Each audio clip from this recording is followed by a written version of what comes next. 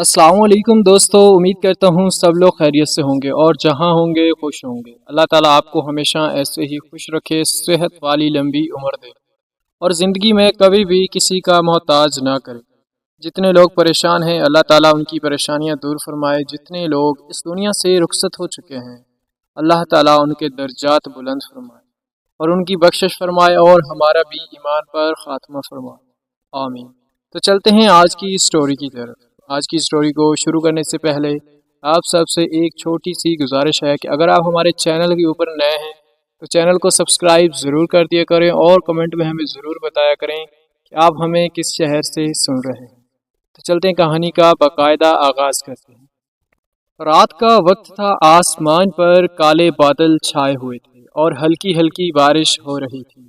علی جو کہ شہر کے ایک معمولی پیزا ڈیلیوری بوائے تھا، اپنی موٹر سائیکل پر بیٹھا ایک ویران علاقے کی طرف بڑھ رہا تھا۔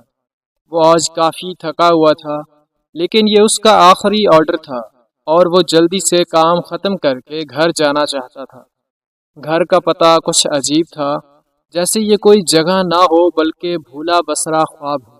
علی نے اپنے فون میں ایڈریس دوبارہ چیک کیا اور اسے یقین ہو گیا کہ وہ صحیح جگہ جا رہا تھا۔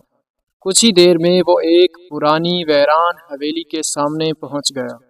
حویلی کی دیواریں بوسیدہ تھیں اور گیٹ پر ایک پرانا زنگ آلود تالا جھوم رہا تھا۔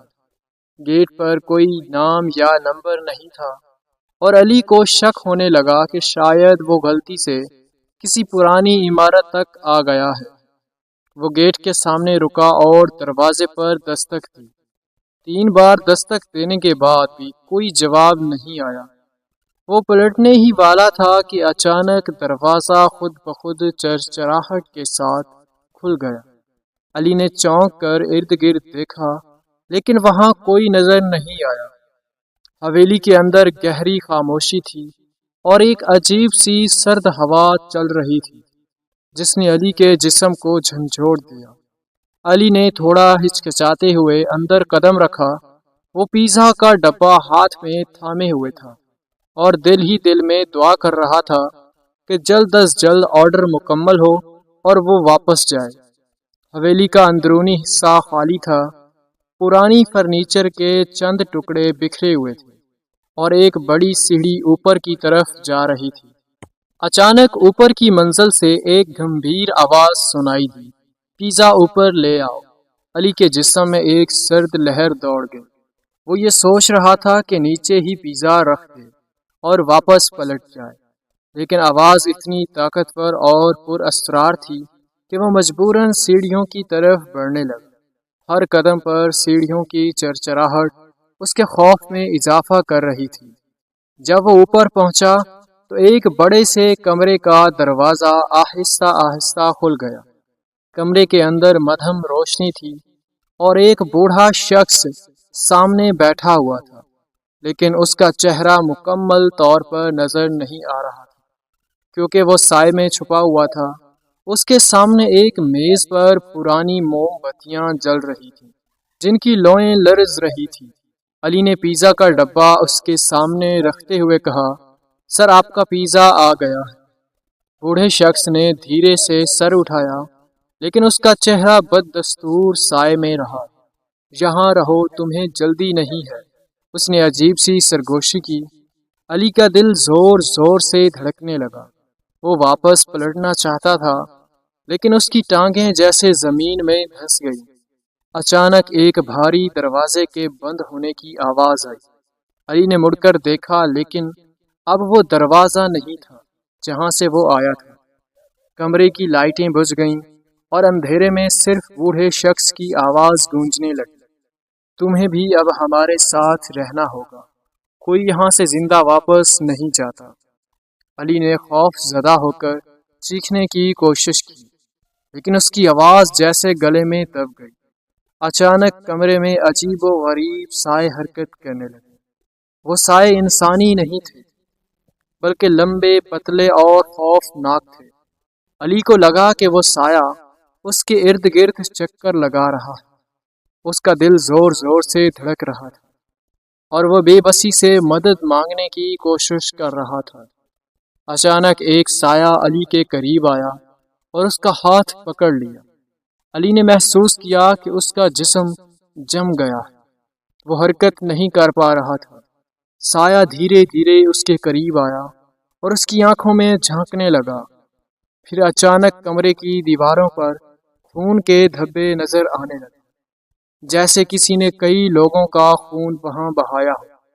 علی کو سمجھ میں آ گیا تھا کہ وہ اس حویلی میں اکیلا نہیں ہے۔ یہاں پہلے بھی کئی لوگ آئے تھے، لیکن وہ کبھی واپس نہیں جا سکے۔ علی کی چیخیں حویلی کی دیواروں میں دفن ہو گئی اور وہ وہیں غائب ہو گئے۔ اگلے دن پیزا ڈیلیوری کمپنی میں علی کے غائب ہونے کی خبر پھیلی، لیکن کسی کو اس کا سراغ نہ ملا۔ جو بھی اس حویلی کی طرف گیا وہ کبھی واپس نہیں آیا۔ آج بھی اس جگہ کے بارے میں کہا جاتا ہے کہ وہاں رات کے وقت عجیب و غریب سائے گھومتے ہیں، اور جو بھی وہاں جاتا ہے وہ ان کا شکار بن جاتا ہے۔ کیا آپ بھی اس جگہ جانے کی ہمت کر پائیں گے؟ دوستو، ایسی ہی ایک خوفناک کہانی ایک موٹر سائیکل سوار کی آپ لوگوں کے ساتھ شیئر کرنا چاہتا ہوں۔ رات کی تاریکی ہر طرف چھائی ہوئی تھی اور ہوا میں عجیب سی خاموشی تھی۔ احمد، ایک نوجوان موٹر سائیکل سوار، شہر سے ایک دور دراز گاؤں کی طرف جا رہا تھا۔ اس نے اپنے دوستوں کے ساتھ رات گزارنے کا وعدہ کیا تھا، لیکن دیر ہو جانے کی وجہ سے وہ اب رات کے اندھیرے میں اکیلا سفر کر رہا تھا۔ راستہ سنسان تھا، کوئی گاڑی، کوئی انسان دور دور تک نظر نہیں آ رہا تھا۔ احمد نے اپنی موٹر سائیکل کی رفتار بڑھا دی تاکہ وہ جلد از جلد منزل پر پہنچ سکے، لیکن جیسے ہی وہ ایک جنگل کے قریب پہنچا، اس کی موٹر سائیکل کی ہیڈ لائٹس ایک لمحے کے لیے جھپکنے لگی۔ احمد نے اس بات کو نظر انداز کیا اور آگے بڑھتا رہا، لیکن چند لمحے بعد ہیڈ لائٹس بالکل بند ہو گئیں۔ وہ رک گیا اور موٹر سائیکل کا معائنہ کرنے لگا، لیکن کچھ سمجھ نہیں آیا کہ مسئلہ کیا ہے۔ جنگل سے عجیب سی سرگوشیاں سنائی دینے لگی، جیسے کوئی دور سے اس کا نام پکار رہا ہو۔ احمد نے ارد گرد دیکھا، لیکن جنگل میں کوئی نظر نہیں آیا۔ دل میں خوف کی ایک لہر دوڑ گئی، لیکن اس نے خود کو سنبھالا اور موٹر سائیکل دوبارہ چلانے کی کوشش کی۔ اچانک ایک سرد ہوا کا جھونکا اس کے چہرے سے ٹکرایا اور اس نے محسوس کیا کہ کوئی اس کے قریب ہے۔ پیچھے مڑ کر دیکھا تو ایک سایہ اس جنگل کے اندر سے باہر آ رہا تھا۔ احمد نے فوراً موٹر سائیکل کی رفتار تیز کر دی اور جنگل سے نکلنے کی کوشش کی، لیکن سائے کی رفتار احمد سے زیادہ تیز تھی اور وہ قریب آتا جا رہا تھا۔ احمد کا دل زور زور سے دھڑکنے لگا اور اس نے اپنی موٹر سائیکل کی رفتار آخری حد تک بڑھا دی۔ اچانک سڑک پر ایک عورت کا سایہ نظر آیا جو سڑک کے بیچ کھڑی تھی۔ احمد نے زور سے بریک لگائی، لیکن اس کا توازن بگڑ گیا اور وہ سڑک پر گر گیا۔ زمین پر گرتے ہی اسے محسوس ہوا کہ وہ عورت آہستہ آہستہ اس کی طرف بڑھ رہی ہے۔ احمد کی سانسیں تیز ہو گئیں، وہ اٹھنے کی کوشش کر رہا تھا، لیکن اس کے جسم نے جیسے ساتھ چھوڑ دیا ہو۔ عورت کے قدموں کی آواز اب اور قریب آ رہی تھی اور احمد کو لگا یہ کوئی عام عورت نہیں ہے۔ اس نے اپنی آنکھیں بند کر لیں اور دل ہی دل میں دعا کرنے لگا۔ جب اس نے آنکھیں کھولیں تو وہ عورت اس کے بالکل سامنے کھڑی تھی، لیکن اس کا چہرہ نظر نہیں آ رہا تھا۔ احمد نے ہمت کر کے پیچھے ہٹنے کی کوشش کی، لیکن اس کے جسم نے حرکت کرنا چھوڑ دیا تھا۔ اچانک وہ عورت جھک کر احمد کے چہرے کے قریب آئی اور اس کے کان میں سرگوشی کی، تمہیں یہاں نہیں ہونا چاہیے تھا۔ احمد کی آنکھوں کے سامنے اندھیرا چھانے لگا اور وہ بے ہوش ہو گیا۔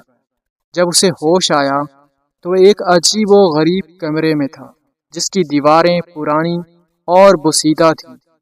اس نے اٹھنے کی کوشش کی، لیکن اس کے ہاتھ پیر کسی چیز سے بندھے ہوئے تھے۔ کمرے میں ایک بوڑھا شخص بیٹھا تھا جو احمد کو گہری نظروں سے دیکھ رہا تھا۔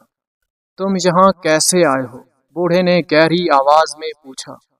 احمد نے کپ کپاتے ہوئے کہا، مجھے نہیں معلوم، میں جنگل سے گزر رہا تھا۔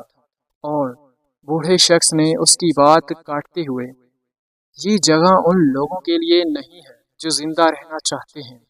احمد کا دل دہل گیا۔ اس نے پوچھا، یہاں کیا ہو رہا ہے؟ بوڑھے شخص نے مسکراتے ہوئے کہا، یہاں جو آتا ہے وہ کبھی واپس نہیں جاتا۔ احمد نے خود کو چھڑانے کی کوشش کی، لیکن وہ مکمل طور پر جکڑا ہوا تھا۔ بوڑھا شخص آہستہ آہستہ احمد کے قریب آیا اور بولا، تم بھی اب یہاں کے قیدی ہو، جیسے اور بہت سے لوگ تھے۔ اچانک کمرے کی دیواریں ہلنے لگیں اور احمد کو لگا کہ وہ دیواریں خود بخود بند ہو رہی ہیں۔ بوڑھے شخص کی آواز کمرے میں گونجنے لگی، یہ تمہاری آخری رات ہے۔ احمد کی چیخیں دیواروں میں دب گئیں اور کمرے میں گہرا اندھیرا چھا گیا۔ اگلی صبح احمد کی موٹر سائیکل سڑک کے کنارے میں، لیکن احمد کا کوئی نشان نہیں تھا۔ کیا تم بھی اس راستے سے گزرنے کی ہمت کرو گے یا احمد کی طرح غائب ہو جاؤ؟ تو دوستو، امید کرتا ہوں آپ سب کو آج کی سٹوریز پسند آئی ہوں گی۔ میری دعا ہے کہ اللہ تعالیٰ آپ سب کو ہمیشہ ایسے ہی خوش رکھے اور صحت والی لمبی عمر دے۔ دوستو، اگر سٹوریز پسند آ رہی ہیں تو لائک، شیئر اور سبسکرائب ضرور کر دیا کریں، اور کمنٹ میں ہمیں ضرور بتایا کریں کہ آپ ہمیں کس شہر سے سن رہے ہیں۔ شکریہ۔